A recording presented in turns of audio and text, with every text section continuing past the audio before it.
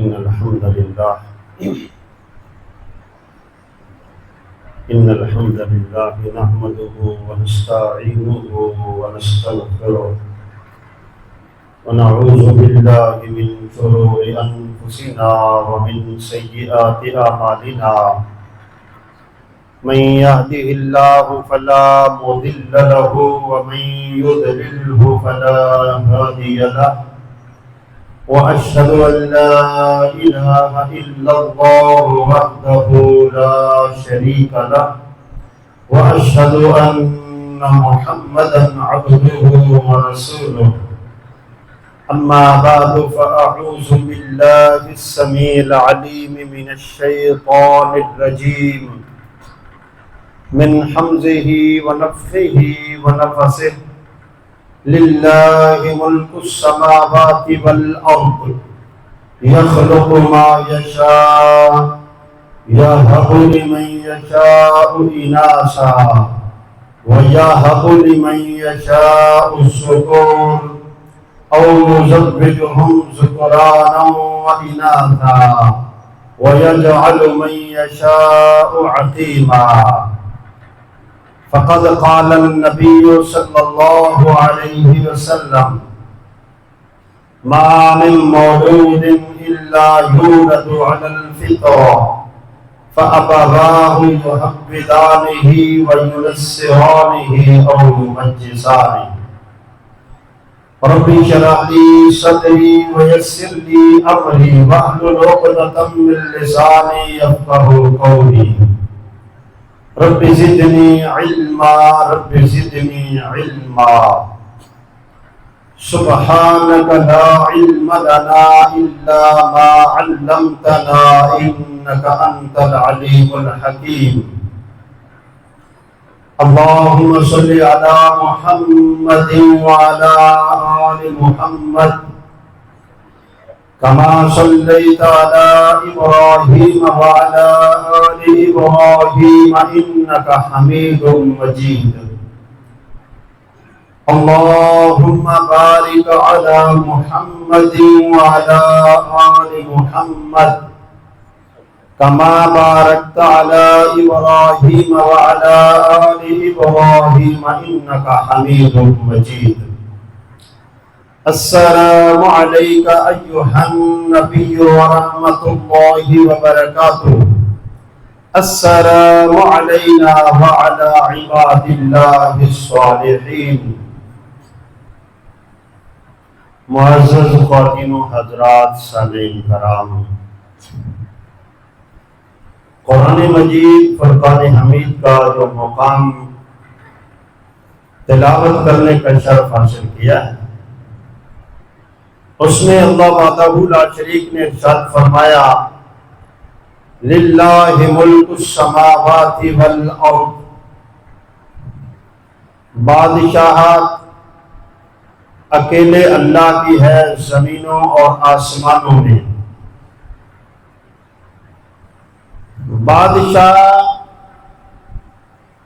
اللہ ہے، زمینوں کا بھی آسمانوں کا بھی مالک وہ ہے، اقتدار اسی کا ہے، اختیار اسی کا ہے، مرضیاں اسی کی چلتی ہیں، کائنات کی ساری مخلوقات اس کا حکم ماننے پر مجبور ہے۔ کائنات کی تمام مخلوقات چاہتے ہوئے یا نہ چاہتے ہوئے اس کا حکم مانتے ہیں اور اسی کا حکم چلتا ہے۔ وہ جو چاہتا ہے وہ کرتا ہے، جو چاہتا ہے اس کا آرڈر دیتا ہے، اسے نہ کوئی پوچھنے والا ہے نہ اس کا کوئی مشیر ہے۔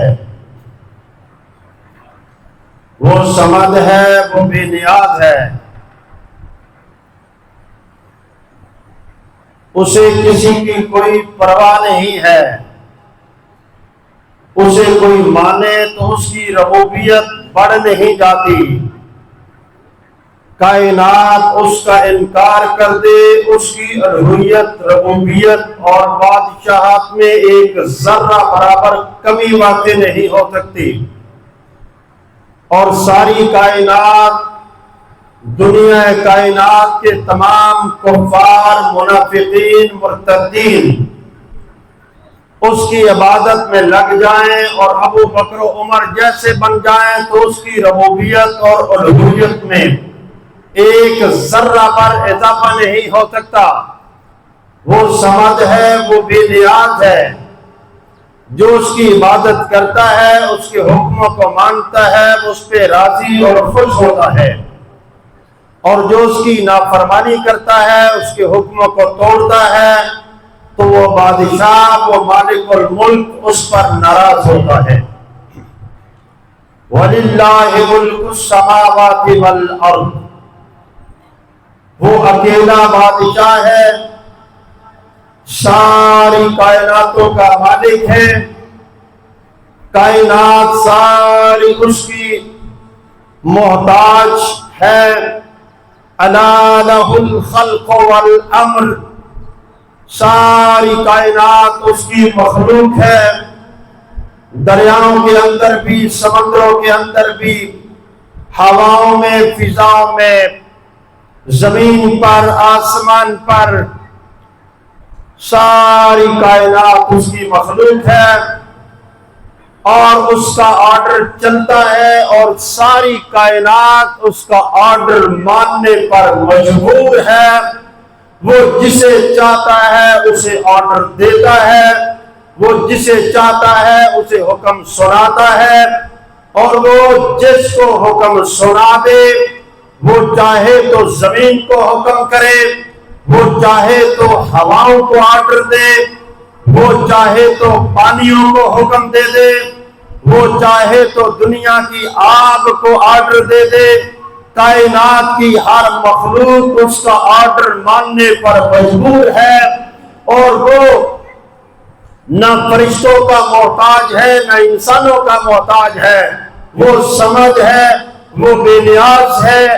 آپ ذرا اس بات پہ غور کریں کہ وہ چاہتا ہے تو اپنے دشمنوں کو پکڑنے کے لیے، ان کو نشان عبرت بنانے کے لیے نہ فرشتوں کی جماعت کو بھیجتا ہے، نہ کوئی اور شرک عادت معجزہ دکھاتا ہے۔ وہ دجلہ کے پانی کو براہ راست آرڈر دیتا ہے کہ میرے پانیوں، یہ فرعون اور فرعون کا لشکر یہ باغی ہو گیا ہے اور حد سے بڑھ گیا ہے، اور اس نے آنا ربکم الاعلیٰ کا نعرہ لگانا شروع کر دیا ہے۔ یہ باغی ہو گیا ہے، سرکش ہو گیا ہے۔ دجلہ کے پانی ذرا میری نافرمانی اور بغاوت کا مزہ اس کو چکھا دے۔ حضرات وہی راستہ جہاں سے موسیٰ علیہ السلام بنی اسرائیل کو لے کر گزر جاتے ہیں، جب فرعون کا پورا لاؤ لشکر دریا کے پیٹ میں داخل ہوتا ہے تو میرا رب اسی پانی کو حکم دیتا ہے کہ میرے پانی، اس فرعون جس نے دنیا کے اندر اپنی ربوبیت کا نعرہ لگایا ہے، انا ربکم الاعلیٰ کہا ہے، یہ بھی کہتا ہے دریا میری مرضی سے چلتے ہیں، یہ بھی کہتا ہے کائنات میں آرڈر میرا چلتا ہے، انا ربکم الاعلیٰ کہہ کے اس نے اپنے آپ کو بڑا کہہ دیا ہے۔ یہ کہتا ہے میں سپر پاور ہوں، طاقت میرے پاس ہے، اختیار میرے پاس ہے۔ اس کو ذرا کائنات کے لوگوں کے سامنے نشان عبرت بنا دے۔ حضرات محترم، وہی پانی جو رستے بنا کے کھڑا تھا موسیٰ علیہ السلام کی قوم کے لیے، فرعونیوں کے اوپر سے گزر جاتا ہے۔ فرعون اور فرعون کے لشکر کو تا قیامت نشان عبرت بنا دیا جاتا ہے۔ حضرات محترم، ایک اور دنیا کے اندر اٹھتا ہے، سر اٹھاتا ہے، بغاوت کرتا ہے، نافرمانیاں کرتا ہے، رب کے مقابلے کے لیے کھڑا ہو جاتا ہے، اور اللہ کے پیارے رب کے خلیل نبی کو نظر آتش کر دینے کا فیصلہ کر لیتا ہے، جلا دینا ہے، اسے آگ لگا دینی ہے، اسے نشان عبرت بنا دینا ہے۔ میرا اللہ نہ جبریل کو بھیجتا ہے، نہ میکائیل کو بھیجتا ہے, نہ بارش کے فرشتوں کو آرڈر دیتا ہے, نہ ہواؤں کو حکم دیتا ہے.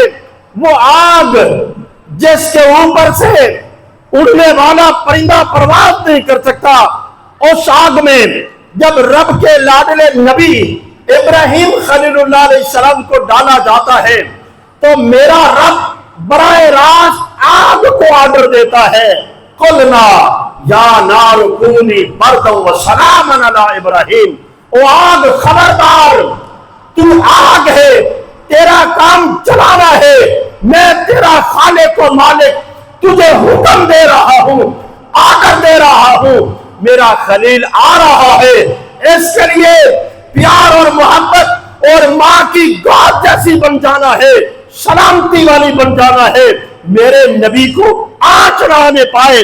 امام ابن کثیر لکھتے ہیں میرے اللہ کا آرڈر یہ تو آج تک نمرود کا تھا, پر اس دن مشرق سے مغرب تک ساری آگ نے کام کرنا چھوڑ دیا اور پورا دن آگ نے جلانے کا کام نہیں کیا. رب کا آرڈر آ گیا. میرے اللہ کا آرڈر میرے بھائیوں آگ پر بھی چلتا ہے, میرے اللہ کا آرڈر زمین پر بھی چلتا ہے, ہواؤں پر بھی چلتا ہے. اللہ اکبر. ہمارا وہ اللہ ہے دوستو, یہ بھی ایک بڑا مسئلہ ہے. ہم نے اس اللہ کو پہچانا نہیں, اس اللہ کو جانا نہیں, اس کی قدر نہیں کی, نہ ہم اس کی شانوں سے واقف ہیں, نہ اس کی عظمتوں سے واقف ہیں, نہ ہم اس کی طاقت اور قوت سے واقف ہیں, نہ ہم اس کے لشکروں کو جانتے ہیں. تو ہمارا پہلا مسئلہ یہ ہے کہ ہمیں اپنے اللہ کو جاننا چاہیے, اپنے رب کی شان کو سمجھنا چاہیے, اس کی عظمتوں کو, اس کی کبریائی کو, اس کی بڑائی کو. وہ ہمارا اللہ ہے, اس نے کائنات کو پیدا کیا ہے, کائنات کی ہر چیز اس کی مخلوق ہے, اور کائنات کی تمام طاقتیں اور تمام قوتیں میرے رب کی مٹھی میں ہیں. وہ جب چاہے جس کو چاہے اس کو مراڑ کے ختم کر دے.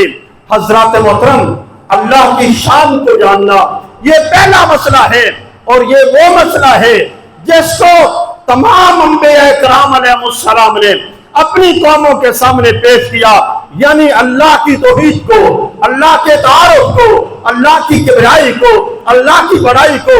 حضرات محترم, اللہ کا تعارف ہونا یہ نہایت ضروری ہے. اللہ کا تعارف اس کائنات میں سب سے زیادہ انبیاء کو ہوتا ہے. اللہ کو جاننے والے, اللہ کو پہچاننے والے, اللہ کو ماننے والے صحیح معنوں میں انبیاء ہوتے ہیں. ہم انبیاء کی زندگی دیکھتے ہیں, ہر نبی کی زندگی قوموں سے مختلف ہے, عام انسانوں سے مختلف ہے, بہت زیادہ مختلف ہے. کیوں مختلف ہے؟ وجہ کیا ہے؟ سبب کیا ہے؟ میرے بھائیوں ایک ہی وجہ ہے کہ جیسے نبی اللہ کو جانتا ہے ویسے ہم اللہ کو جانتے نہیں ہیں, جیسے نبی اللہ کو پہچانتا ہے ویسے ہم اللہ کو پہچانتے نہیں ہیں, جیسے نبی اللہ کی شانوں کو, عظمتوں کو, اس کے لشکر کو, اس کی باتوں کو جیسے نبی جانتا ہے ہم نہیں جانتے. بخاری کے اندر وہ حدیث آپ نے علماء سے سنی ہوگی, رسول اللہ صلی اللہ علیہ وسلم ایک سفر میں ہیں, صحابہ ساتھ ہیں, دوپہر کا وقت ہوتا ہے, ایک جنگل میں ٹھہراؤ کرتے ہیں, پڑاؤ کرتے ہیں. صحابہ تھوڑا دور نکل جاتے ہیں سیر و تفریح کے لیے, چھاؤں کو تلاش کرنے کے لیے. رحمت والے رسول علیہ السلام اپنی تلوار کو درخت کے ساتھ لٹکا دیتے ہیں. یہ حدیث بخاری کے اندر ہے. آپ لیٹ جاتے ہیں, اچانک کیا دیکھتے ہیں؟ دشمن آپ کے اوپر کھڑا ہے, تلوار آپ کی اس نے تھام رکھی ہے, تلوار ہاتھ میں ہے. رحمت والے رسول جناب محمد رسول اللہ صلی اللہ علیہ وسلم لیٹے ہوئے ہیں. اب انسان کے بہادر اور دلیر ہونے کا پتہ چلتا ہے, انسان کے ایمان کا پتہ چلتا ہے. بندہ اللہ کو کیسے جانتا ہے, کتنا مانتا ہے. حضرات ننگی تلوار لے کے دشمن سر پہ کھڑا ہے, محمد الرسول اللہ کی آنکھ کھلتی ہے تو کہتا ہے بتا ہے محمد آج میری تلوار سے تجھے کون بتائے گا. تو میرے رسول بے ساختہ پکارتے ہیں اور فرماتے ہیں میرا اللہ بچائے گا. آپ جانتے ہیں کہ اب بھی میرا اللہ چاہے تو بچا سکتا ہے. یہ اللہ کا تعارف ہے کہ اللہ ہے. اللہ یہ ایک رسمی لفظ نہیں ہے میرے بھائیو، یہ کوئی ڈائیلاگ نہیں ہے. یہ وہ حقیقت ہے جو اللہ نے قرآن میں اتاری اور محمد الرسول اللہ صلی اللہ علیہ وسلم نے صحابہ کو بھی سکھائی اور امت کو عملی طور پہ بھی بتا دیا. یہ وہ حقیقت ہے جس کو بتانے کے لیے بہت سارے انبیاء آئے اور آخر میں جناب محمد الرسول اللہ صلی اللہ علیہ وسلم تشریف لائے. اللہ ہے اور اللہ سب کچھ کرنے پر قادر ہے. اللہ ہے اور میرا اللہ ان اللہ علی کل شیء قدیر ہے. اللہ ہے اور میرا اللہ جو چاہے وہ کرنے پہ قادر ہے. میرا اللہ چاہے تو آدم علیہ السلام کو بغیر ماں اور باپ کے پیدا کر دے. میرا اللہ چاہے تو عیسیٰ ابن مریم کو باپ کے بغیر پیدا کر دے. میرا اللہ اس نے مجھے اور آپ کو پانی کے ایک قطرے سے بنا کے جوان بھی بنا دیا، آنکھیں بھی دے دی، کان بھی لگا دیے، دل دماغ شعور فہم و ادراک بھی دے دیا، عقل اور دماغ بھی دے دیا. حضرات ہمارا وہ اللہ ہے جس نے ہمیں بنایا ہے، جس نے ہمیں پیدا کیا ہے. اس نے مجھے بھی پیدا کیا ہے، آپ کو بھی پیدا کیا ہے، سب کو پیدا کیا ہے. فرشتوں کو پیدا کیا ہے، انبیاء کو پیدا کیا ہے، آسمانوں کو پیدا کیا ہے، زمینوں کو پیدا کیا ہے. اس نے سب کچھ بنایا ہے اور وہ اعلان کرتا ہے کہ میں نے سب کچھ بنایا ہے.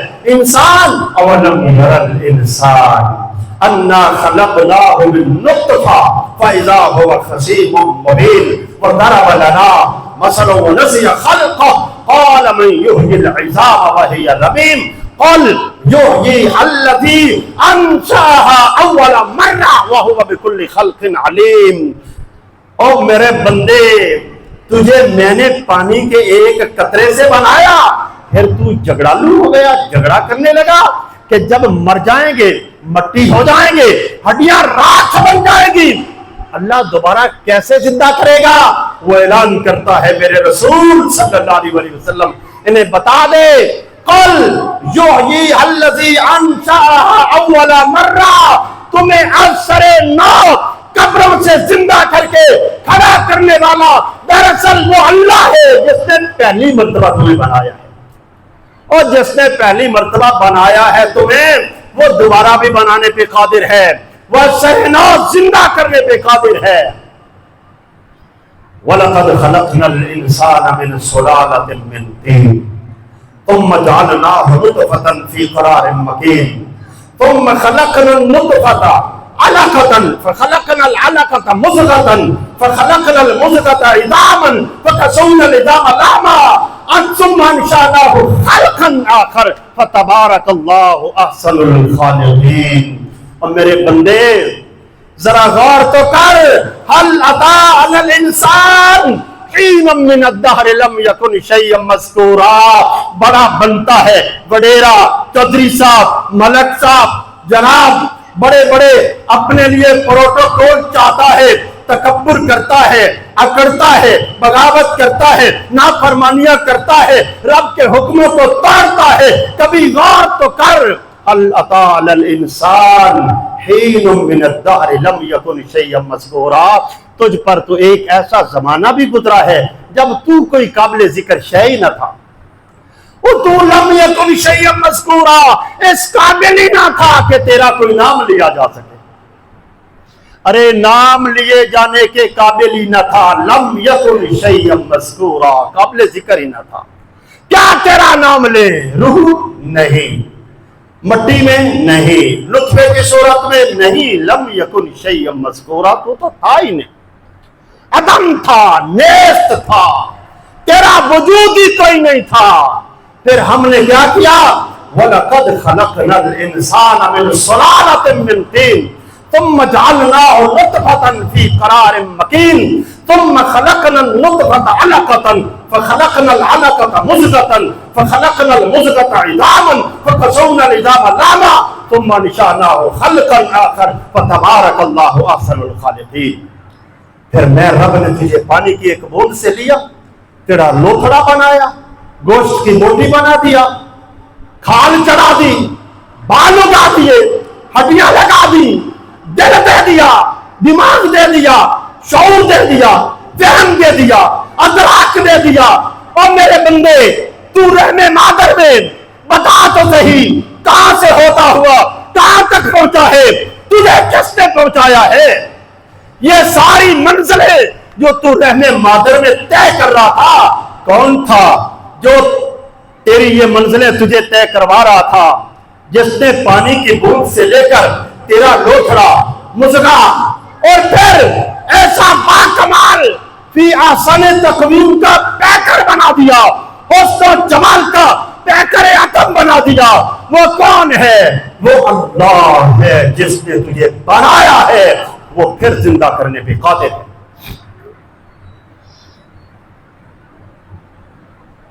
وہ اللہ، اس کو ہم نے بھلا دیا، اس کی شانوں کو، عظمتوں کو، اس کی کبریائی کو، اس کی بڑائی کو، اس کے اللہ ہونے کو، اس کے رب ہونے کو، اس کے مشکل کشا ہونے کو. مجھے اور آپ کو اس نے پیدا کیا، ہم اولاد لینے کے لیے اس کا گھر چھوڑ کے کسی اور پہ چلے گئے، ہاتھ کسی اور کے آگے اٹھا لیے، جھولی کسی اور کے آگے پھیلا دی، کسی اور کو ندا دی، پکار دی، آوازیں دینے لگے.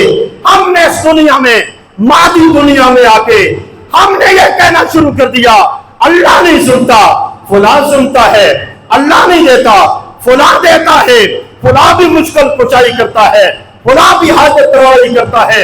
اللہ قرآن میں مجھے اور آپ کو یہ مسئلہ بیان کرتے ہیں، یا ایھا الناس ضرب مثل فاستمعوا له ان الذين تدعون من دون الله لن يخلقوا ذبابا ولو اجتمعوا له وان يسلبهم الذباب شيئا لا يستنقذوه منه ضعف الطالب والمطلوب. سورہ حج ہے، موقع ملے رب کا قرآن کبھی پڑھ کے دیکھ لینا. اللہ کہتا ہے میرے بندو غور کرو، کان لگا کے سنو، ہماتن گوش ہو جاؤ، میں تمہارا رب تمہیں یہ مسئلہ سمجھانے لگا ہوں. یا ایھا الناس ضرب مثل فاستمعوا له. او میرے بندو کان لگا لو، ہماتن گوش ہو جاؤ، متوجہ ہو جاؤ. بری تعالیٰ ہم تیرے بندے، تیری مخلوق، ہم تیرا حکم سننے کے لیے تیار ہیں. بتا اللہ ارشاد فرما. اللہ فرماتا ہے ان الذین تدعون من دون اللہ لن يخلقوا ذبابا ولو اجتمعوا له.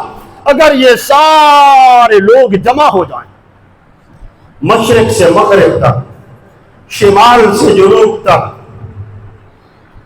لاہور والے، اجمیر والے، بغداد والے، پاک پتن والے، مدینہ والے، پنجاب والے، عرب والے، عجم والے، زندہ بھی آ جائیں، مردہ بھی آ جائیں، جدید ٹیکنالوجی والے، سائنسدان بھی آ جائیں، سپر پاور کہنے والے امریکہ اور یورپ بھی آ جائے، میرا رب کہتا ہے الفاظ قرآن کے ہیں والا وجتمعوا، سارے جمع ہو جائیں، پھر جتن لگائیں، زور لگائیں، ہمت صرف کر دیں، ساری صلاحیتیں کھپا ڈالیں، لن یخلقوا ذبابا.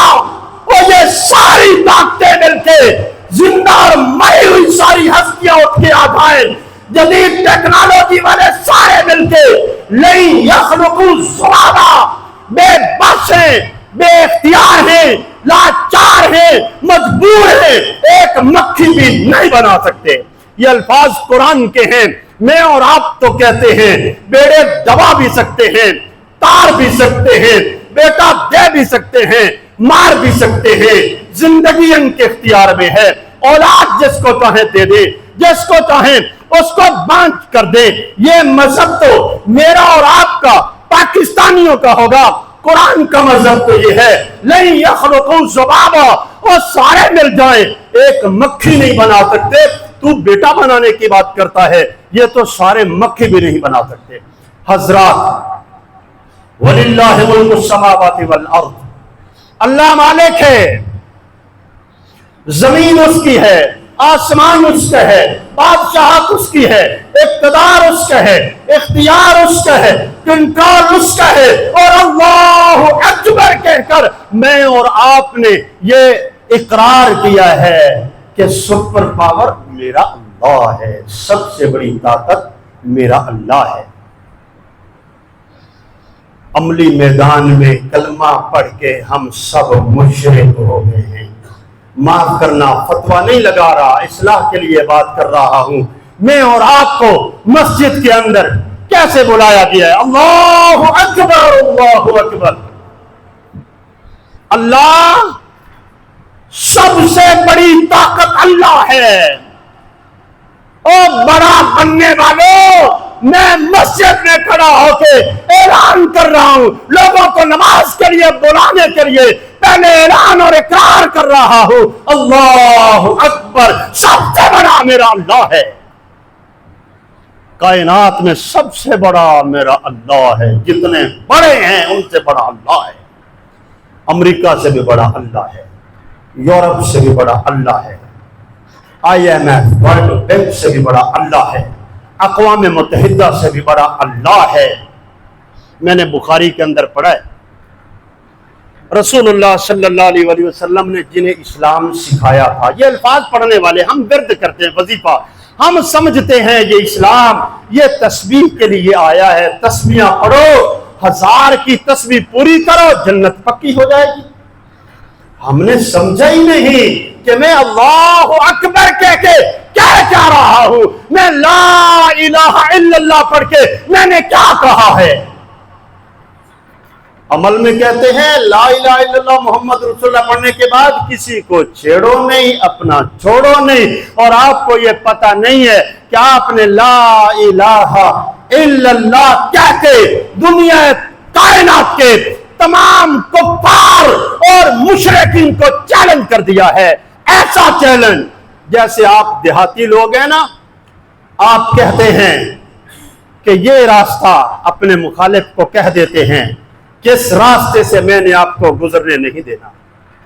لا الہ, اللہ کے علاوہ معبود کوئی نہیں, میں نے کسی کی عبادت کرنی نہیں اور نہ کرنے دینی ہے. الا اللہ, اللہ معبود ہے, اس کی عبادت کرنی ہے, اسی کی کروانی ہے. یہ معنی ہے لا الہ الا اللہ. آپ کہہ دیتے ہیں نا کہ اس راستے سے میں آپ کو گزرنے نہیں دوں گا. یہ راستہ, اس سے آپ کو گزرنے نہیں دوں گا, یہ ایک جملہ نہیں ہوتا. پھر کیا ہوتا ہے؟ پھر آپ اپنی طاقت کا مظاہرہ کرتے ہیں, قوت کا استعمال کرتے ہیں, اسلحہ بھی نکالتے ہیں. آپ کے ماننے والے دوست احباب اور رشتہ دار آپ کا ساتھ دینے کے لیے آتے ہیں. یہی بات تھی محمد رسول اللہ کو مکہ کے اندر درپیش, ورنہ میرے نبی نے مکہ کے اندر اللہ کی قسم لا الہ الا اللہ کے سوا کیا ہی کچھ نہیں ہے. آپ نے لا الہ کے سوا مکہ میں کچھ نہیں کیا. پھر پتھر کیوں پڑے, پھر گریبان کیوں پکڑا گیا, پھر آپ کو مار مار کے لوہان کیوں کر دیا گیا, پھر شیب ابی طالب میں قید کیوں کر دیا گیا. رحمت والے رسول فرماتے ہیں میرے اور بلال پر 3 دن اور 3 راتیں ایسے گزر گئی کہ ہمارے پیٹ میں کوئی چیز نہیں گئی, ہم نے کچھ نہ کھایا نہ پیا. پھر یہ مصائب و علام میرے رسول پر کیوں آ گئے؟ میرے بھائیوں, مکہ کے اندر تو رسول اللہ صلی اللہ علیہ وسلم کے پاس تلوار بھی نہیں تھی, تیر بھی نہیں تھا, نیزہ بھی نہیں تھا, جہاد بھی نہیں تھا, جنگ بھی نہیں تھی, کچھ لینا بھی نہیں تھا. صرف ایک ہی بات تھی, لا الہ الا اللہ. یہ لا الہ الا اللہ اتنا تکلیف دہ ہے, اتنا تکلیف دہ ہے کہ محمد الرسول اللہ جیسا انسان, اور جس کی گواہی پورے عرب نے پہلے دی تھی, ما جربنا الا علیک صدقا, اے محمد علیہ السلام، آپ جیسا حسین و جمیل، آپ جیسا کریم ابن کریم اس آنکھ نے دیکھا نہیں اور کسی ماں نے جلا نہیں ہے۔ اس کے پھر راستے تنگ کر دیے گئے، اس کا جینا دوپہر کر دیا گیا، اس کو ہجرت کرنے پہ مجبور کر دیا گیا، ننگی تلواروں کے ساتھ اس کا گھیراؤ کر لیا گیا۔ آخر جرم کیا تھا؟ یہ بات بڑی قابل غور ہے۔ جرم کیا تھا کہ رحمت والے رسول کا گھیراؤ، ننگی تلواروں کے ساتھ قتل کا منصوبہ۔ اللہ اکبر، میں نے بخاری میں پڑھا ہے رسول اللہ صلی اللہ علیہ وسلم نے مردم شماری کروائی مدینے میں جا کے۔ مردم شماری کرنے والے فارغ ہو کر آئے، مردم شماری کر کے مسجد نبوی کے اندر رسول اللہ تشریف فرما ہیں۔ انہوں نے بتایا اللہ کے رسول ہماری تعداد 1000 ہو گئی ہے، 1000 ہماری تعداد ہو گئی ہے۔ صحابہ مسجد میں بیٹھے ہوئے اٹھ کے کھڑے ہو گئے، نعرہ تکبیر بلند کیا، کہا جب ہم 313 تھے ہم نے کفر کو ناکوں چنے چبوا دیے تھے، آج ہم 1000 ہو گئے ہیں، اب کائنات کی کوئی طاقت ہمارا مقابلہ نہیں کر سکتی۔ یہ ہمارے جیسے نہیں تھے، معاف کرنا، یہ ہمارے جیسے نہیں تھے۔ انہوں نے کلمہ پڑھا تھا محمد رسول اللہ سے، اور انہوں نے کلمہ سمجھ کے پڑھا تھا۔ وہ سمجھتے تھے کہ لا الہ کا مطلب کیا ہے، وہ سمجھتے تھے کہ جب ہم اللہ اکبر کہتے ہیں تو اس کا مطلب کیا ہوتا ہے۔ آپ نے سنا ہے علماء سے، عمر فاروق اعظم رضی اللہ تعالیٰ عنہ ننگی زمین پہ سو جانے والا، 14 ٹاکیوں والا لباس پہننے والا امت کا شیر، وقت کی سپر پاور، کیسر و کسرا جب نام سنتے ہیں تو کانپ جاتے ہیں۔ کیا چیز تھی فاروق اعظم کے پاس؟ آپ نے ایٹم بنا لیا تھا، اور ہم تو ایٹم بنا کے بھی کانپتے رہے، ڈرتے رہے، عزتوں کو بیچتے رہے، فروخت ہوتے رہے، ایمان بیچتے رہے، کچھ نہ بنا سکے۔ فاروق اعظم کے پاس تو ایٹم کوئی نہیں تھا، بڑی فوج بھی نہیں تھی، بڑے لاؤ لشکر بھی نہیں تھے۔ کیسر و کسرا تو وقت کی سپر پاور تھی، سپر طاقت ہے، اپنے آپ کو سپر طاقت کہتے تھے، لیکن سپر طاقت کہنے والے کہا کرتے تھے عمر کا نام ہمارے سامنے نہ لیا کرو، جب عمر کا نام لیتے ہو ہمارے کندھوں پہ کب کبھی تاری ہو جاتی ہے۔ یہ مسلمان تھے جنہوں نے محمد رسول اللہ صلی اللہ علیہ وسلم سے دین سیکھا تھا۔ میرے بھائیوں، صحابہ کرام نے اس دنیا کے اندر انسان تھے، ہمارے جیسے گوشت پوست کے بنے ہوئے تھے، برادریاں خاندان رکھنے والے تھے، نفع نقصان کو محسوس کرنے والے تھے، وقت تکلیف انہیں بھی پہنچتا تھا، مگر اللہ کا دین مان کر اس دنیا کے اندر کامیابی کی زندگی گزار گئے، اور دنیا کے اندر تاریخ رقم کر گئے۔ جیسی عزت، وقار اور عظمت کی زندگی صحابہ گزار کے گئے، دنیا کائنات ان کی مثالیں تلاش کرتی پھرتی ہے۔ اللہ اکبر۔ میرے بھائیو، حل اسلام ہے، حل ایمان ہے، حل توحید ہے۔ ہمارے پاس نہ وہ توحید ہے، نہ وہ ایمان ہے، نہ وہ اسلام ہے جو محمد رسول اللہ لے کر آئے تھے، جو میرے محمد علیہ السلام نے امت کو دیا تھا۔ میرے بھائیو، اسی میں حل ہے۔ اللہ قرآن میں بیان کر رہا ہے، اللہ قرآن میں بیان کر رہا ہے، وَلَوْ أَنَّ أَهْلَ الْقُرَىٰ آمَنُوا وَاتَّقَوْا لَفَتَحْنَا عَلَيْهِمْ بَرَكَاتٍ مِّنَ السَّمَاءِ وَالْأَرْضِ۔ او شہروں والوں، ملکوں والوں، اگر تم اہل تقوی بن جاؤ، ایمان اختیار کر لو، مومن بن جاؤ، لَفَتَحْنَا عَلَيْهِمْ بَرَكَاتٍ مِّنَ السَّمَاءِ وَالْأَرْضِ، میں برکتوں کے دروازے آسمانوں سے بھی کھول دوں گا، زمین سے بھی کھول دوں گا، غربت دور ہو جائے گی، قاسم پرسی، غربت، تنگ دستی میں اللہ مٹا دوں گا، تمہارے سارے مسائل کا حل میں اللہ کر دوں گا. تمہیں ایک کام کرنا ہوگا. کون سا کام؟ وَأَنْتُمُ الْأَعْلَوْنَ إِن كُنتُم مُّؤْمِنِينَ. میں اللہ وعدہ کرتا ہوں تمہیں غلبہ دوں گا, تمہیں عزتیں عطا فرماؤں گا. تم نے ایک کام کرنا ہے. کون سا؟ إِن كُنتُم مُّؤْمِنِينَ. مومن بننا ہے. مومن بننا تمہارا کام ہے. غلبہ دینا میرا کام ہے. مومن بننا تمہارا کام ہے. عزتیں دینا میرا کام ہے. مومن بننا تمہارا کام ہے. آسمانوں اور زمینوں سے برکات کے دروازے کھول دینا میں اللہ کا کام ہے. اللہ اکبر. کیا پھر ہم مومن بن گئے؟ الدین النصیحہ. دین نصیحت کے لیے ہوتا ہے میرے بھائیوں. میرے لیے بھی نصیحت ہے, آپ کے لیے بھی نصیحت ہے. چوٹ نہیں ہے کسی پر, نصیحت ہے. شاید احساس ہو جائے, شاید تبدیلی آ جائے, شاید ہم بدل جائیں, شاید ہم سوچنے پر مجبور ہو جائیں کہ ہم نے کرنا کیا تھا اور کر کیا رہے. ایک قوم تھی ہمارے جیسی, ہم سے پہلے گزری, قرآن نے اس کو بیان کیا. وہ بھی بیچارے غلامی کی زندگی گزارتے تھے. ان کے بچوں کو فرعون ذبح کر دیتا تھا. انہوں نے کہا باری تعالیٰ یہ فرعون بڑا ظالم ہے, بڑا جابر ہے. اللہ ہمارے بچوں کو ذبح کرتا ہے, ہمیں تیری عبادت کرنے نہیں دیتا, ہم اس کی غلامی میں ہیں. باری تعالیٰ آزادی دے دے. ہم وعدہ کرتے ہیں تیری توحید کا نظام نافذ کریں گے, تیری بندگی کریں گے, تیرے فرشتے بھی دیکھ کے لطف اندوز ہوں گے. وعدہ کیا. میرا اللہ بڑا مہربان ہے. اللہ نے وعدہ پورا کر دیا. فرعون کو بنی اسرائیل کی آنکھوں کے سامنے غرق کر دیا, اور فرعون کی تمام سلطنت, مال و دولت, نہریں اور باغات سب بنی اسرائیل کو دے دیے, سب بنی اسرائیل کو مالک بنا دیا. اب بنی اسرائیل کو کیا کرنا چاہیے تھا؟ رب سے مانگا, آزادی مانگی, اللہ نے دے دی, نعمتیں دے دی, مال دے دیا, دولت دے دی, سب کچھ دے دیا. تو انہوں نے کیا کیا؟ ایک بچڑا بنا لیا. کہا آؤ اس کی پوجا کریں. بچڑا بنایا, اس کی پوجا شروع کر دی.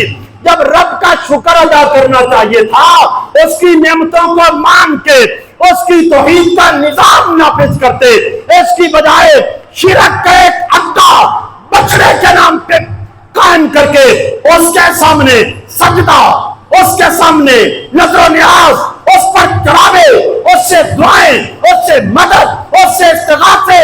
تو میرے رب نے کیا کیا؟ فرمایا فَقْتُلُوا أَنفُسَكُمْ. اب تمہیں سزا ملتی ہے میں رب کی طرف سے کہ تم آپس میں ایک دوسرے کو قتل کرو. الفاظ قرآن کے.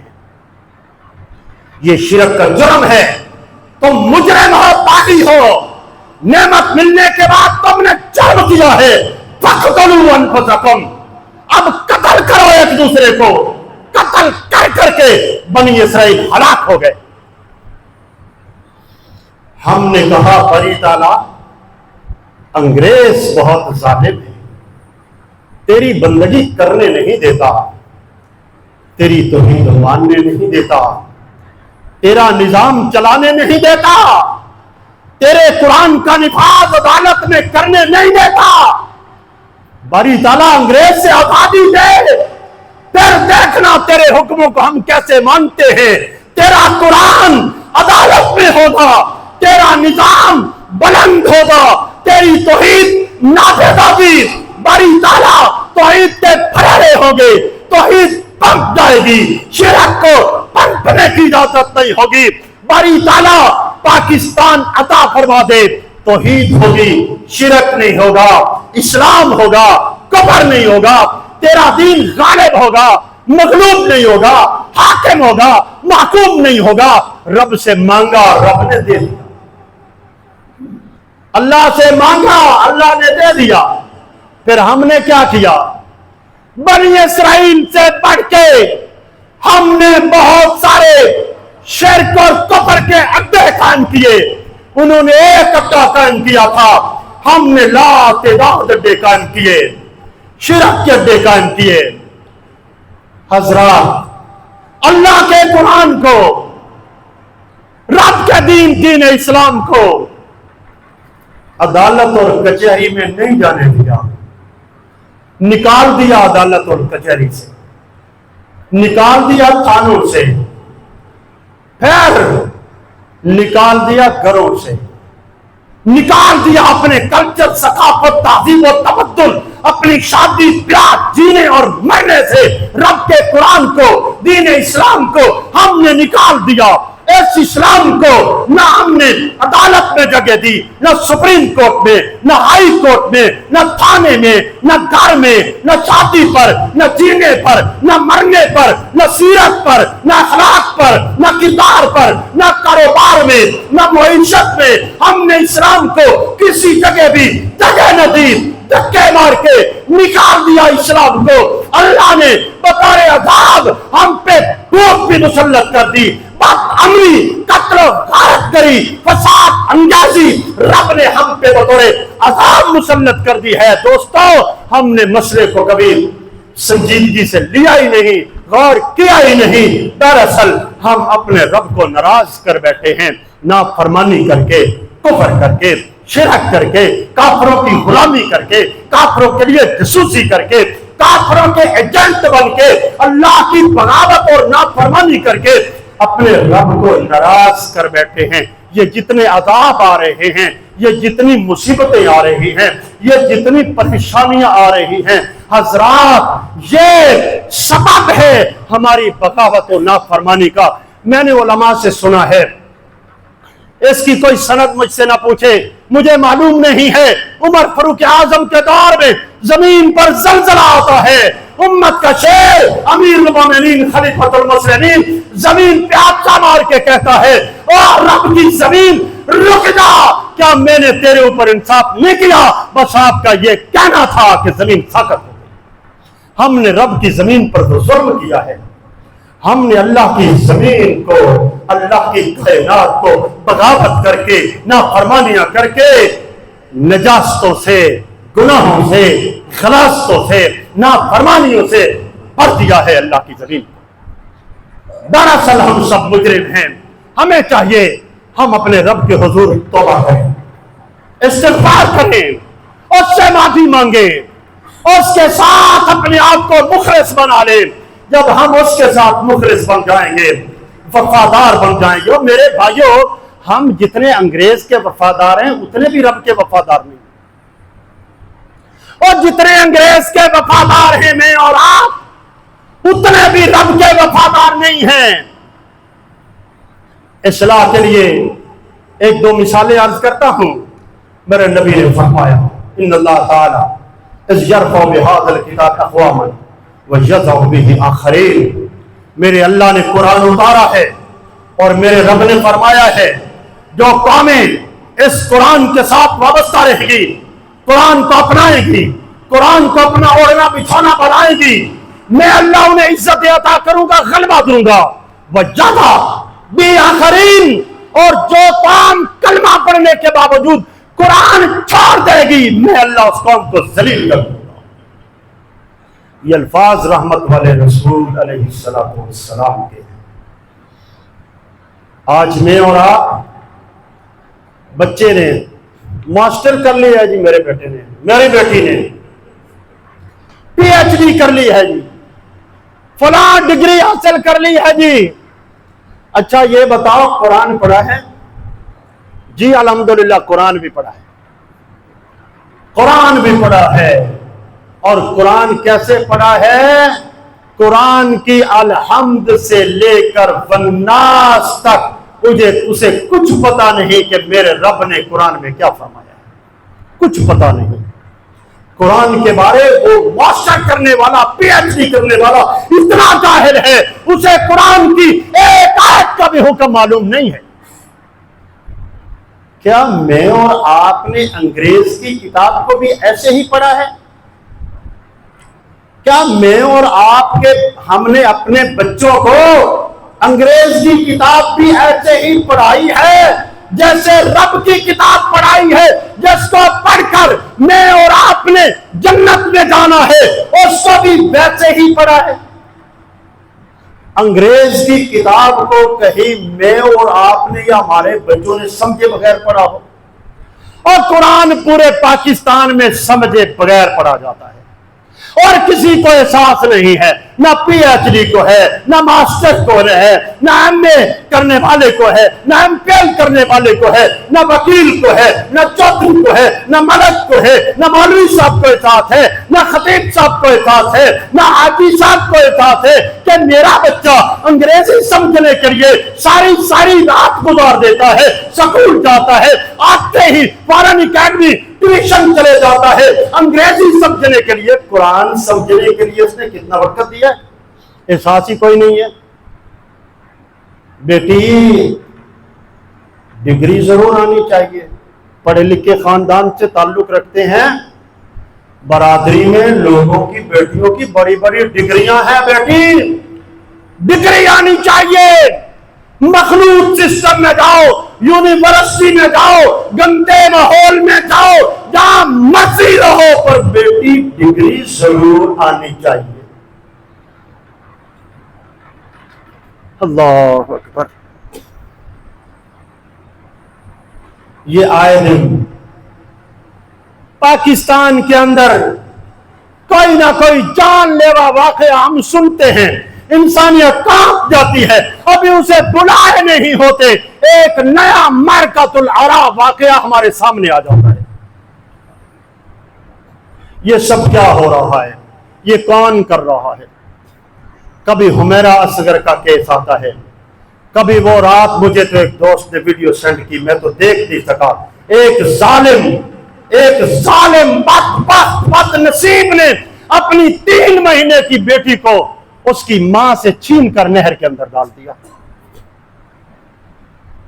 اور قرآن نے تو اس کام کے بارے کہا تھا، وَإِذَا الْمَوْءُودَةُ سُئِلَتْ بِأَيِّ ذَنبٍ قُتِلَتْ، اس کام کے بارے کہا تھا جو بچوں کو پوجتی تھی، جو لات و منات کو سجدے کرتی تھی، اور اللہ کو نہ جانتے تھے نہ رسول کو مانتے تھے۔ قرآن نے اس قوم کے لیے کہا تھا، یہ قوم تو اس سے بھی آگے نکل گئی۔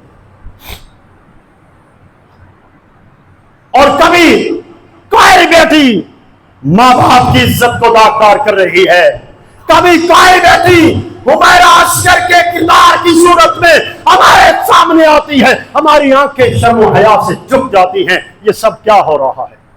کبھی میں اور آپ نے غور کیا بیماری کیا ہے، مرض کیا لگ گیا ہے، علاج کیا ہے؟ کبھی غور کیا؟ اسی پہ تبصرے، اس نے غلط کر دیا، اس نے صحیح کر دیا، اور میرے دوستوں بیماری کیا ہے؟ آئیے بیماری اور بیماری کا علاج محمد رسول اللہ سے پوچھتے ہیں۔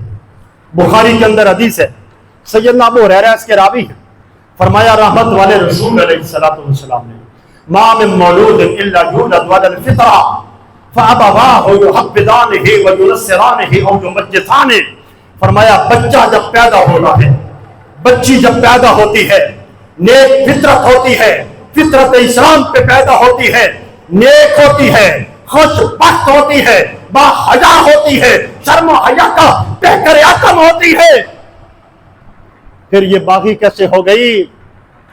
نافرمان کیسے ہو گئی؟ اس نے باپ کی پگڑی کو اچھال دیا، عزت کو برباد کر دیا۔ یہ ایسی کیسے بن گئی؟ کس نے بنا دیا؟ میں اور آپ کہتے ہیں کالج، ادارہ، سکول، یونیورسٹی، گلی، محلے والوں، برادری، خاندان نے نہیں۔ محمد رسول اللہ کیا فرماتے ہیں؟ فَأَبَوَاهُ يُحَوِّدَانِهِ وَيُنَصِّرَانِهِ أَوْ يُمَجِّسَانِهِ، ماں اور باپ نے برباد کر دیا ہے۔ یہ محمد رسول اللہ کے الفاظ ہیں۔ ماں اور باپ نے بد اخلاق بنا دیا ہے، بد کردار بنا دیا ہے، بد تہذیب بنا دیا ہے، اور یہاں تک جو حمیرہ اصغر پہنچی ہے، یہ راتوں رات نہیں ہوا، یہ اچانک نہیں ہوا، یہ حادثاتی طور پہ نہیں ہوا، یہ لمبی پلاننگ کے ساتھ ہوا ہے۔ بتا دیتا ہوں وہ پلاننگ کیا ہے، وہ کرنے والا کون ہے، وہ کس نے کی ہے؟ وہ میں ہوں اور آپ ہیں۔ میرے رسول نے فرمایا کلکم راعٍ وکلکم مسئول عن رعیتہ، تم میں سے ہر شخص نگران اور ذمہ دار ہے اپنے گھر کے افراد کے بارے، قیامت کے دن اس سے پوچھا جائے گا۔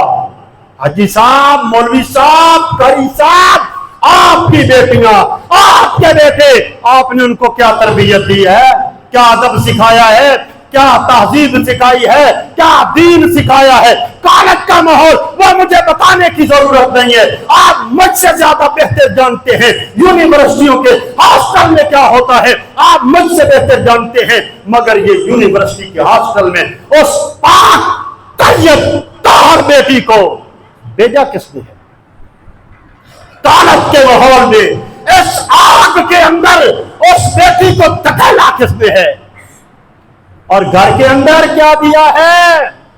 اور گھر کے اندر بھی تو ٹی وی لگا کے دیا ہے, ڈرامے چلتے ہیں, فلمیں چلتی ہیں. حاجی صاحب بیٹیوں سمیت بیوی, بہو, جوان بیٹے سب مل کر باجماعت فلم دیکھتے ہیں, باجماعت ڈرامہ دیکھتے ہیں. اور یہ کیا کس نے ہے میرے دوستو؟ جس نے موبائل خرید کر دیا ہے بیٹی کو. یہ بیٹی کو بد اخلاق اور بد کردار اس سے بنایا ہے. بیٹی کو موبائل کی ضرورت نہیں ہے, معاف کرنا, نہ بیٹے کو موبائل کی ضرورت ہے. کسی پڑھنے والے اسٹوڈنٹ طالب علم کو موبائل کی کوئی ضرورت نہیں ہے. الحمدللہ تحدیث نعمت کے طور پہ کہتا ہوں, اللہ نے مجھے 7 بیٹیاں دی ہیں. میری 2 بیٹیوں نے دینی تعلیم مکمل کرنے کے ساتھ ماسٹر کیا ہے اسی سال.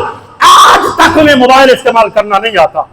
الحمدللہ ماسٹر کیا ہے, موبائل کا استعمال نہیں آتا. میں جانتا ہوں موبائل کی ضرورت میرے بھائیوں نہ بیٹی کو ہے نہ بیٹے کو ہے. یہ مجھ سے اور آپ سے پوچھا جائے گا. حاجی صاحب تہجد کے لیے آتے ہیں اور لاڈلا موبائل فیس بک پہ ساری رات گزار دیتا ہے. حاجی صاحب جب تہجد کے لیے آتے ہیں, لاڈلے کے سونے کا ٹائم ہوتا ہے اور پھر یہ صبح دوپہر تک سوتا رہتا ہے. میں عرض کر رہا تھا بیٹی کو ہم نے دیا کیا؟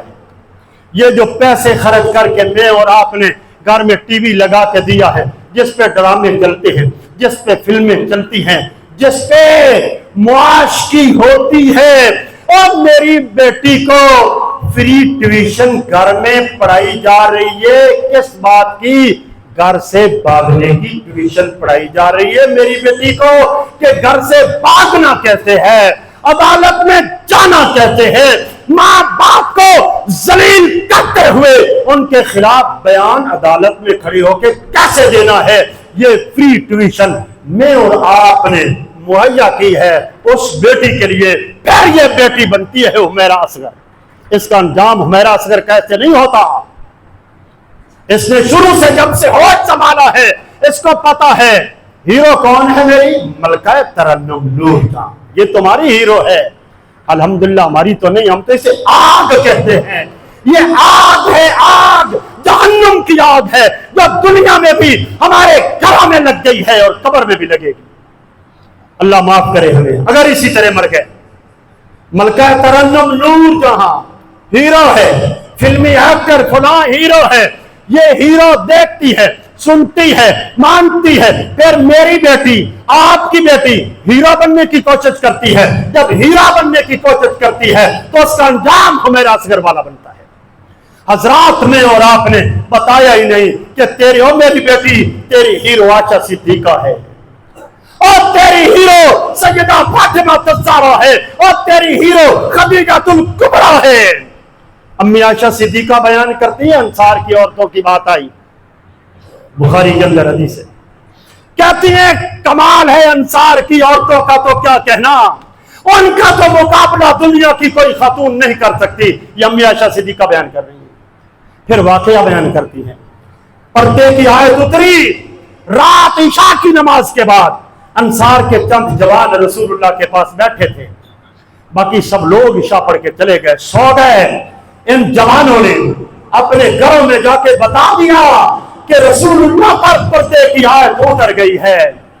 راتوں رات انصار کی عورتوں نے پورے مدینے کے اندر اس دعوت کو بھی پہنچایا, اور رات کو سوئی نہیں. امی صدیقہ کائنات بیان کرتی ہیں انصار کی عورتیں ساری رات جاگتی رہی, ٹاکیاں لگاتی رہی, پیوند لگاتی رہی, چادریں تیار کرتی رہی, جب صبح نماز کا ٹائم ہوا، یہ کلمہ پڑھنے والیاں، یہ مومنات، یہ نبی کی امت کہلانے والی انصار کی خواتین مسجد نبوی میں آئی تو باپ پردہ ہو کے آئی۔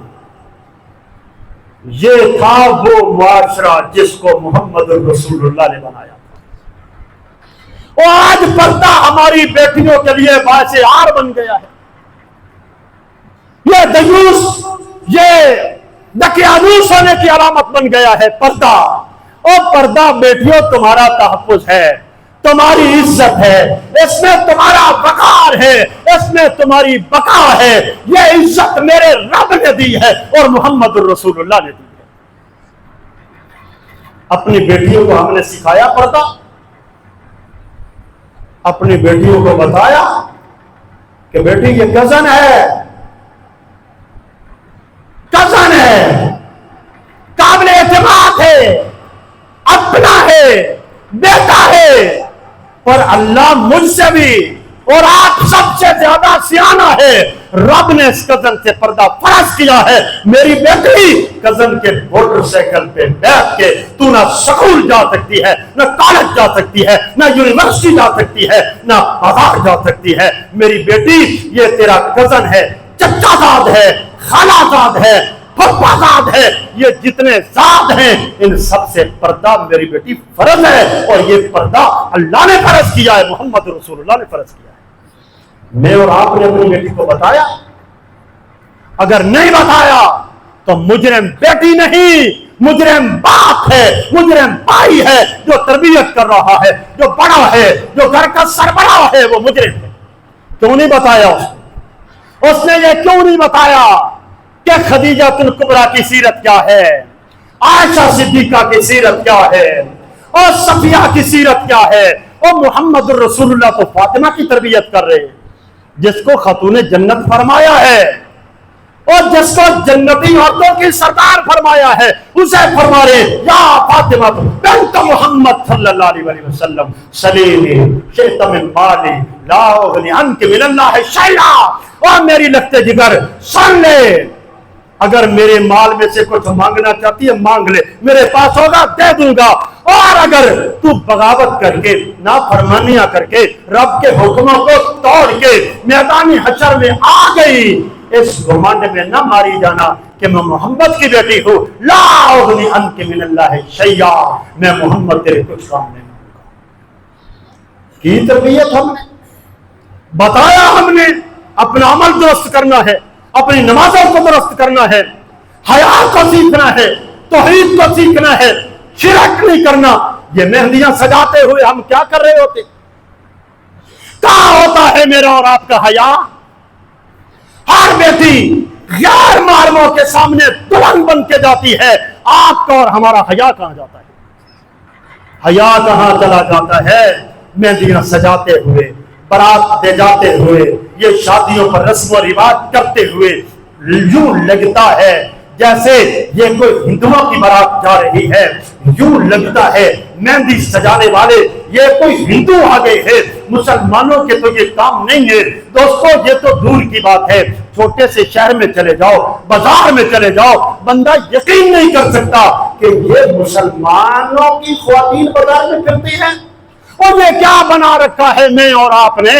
بچیوں کی تربیت میری اور آپ کی ذمہ داری ہے، دین سیکھنا، دین سکھانا، دین ماننا اور دین خود عمل کرنا، یہ میری اور آپ کی ذمہ داری ہے۔ قبر میں مجھ سے اور آپ سے پوچھا جائے گا، قوا انفسکم واہلیکم نارا۔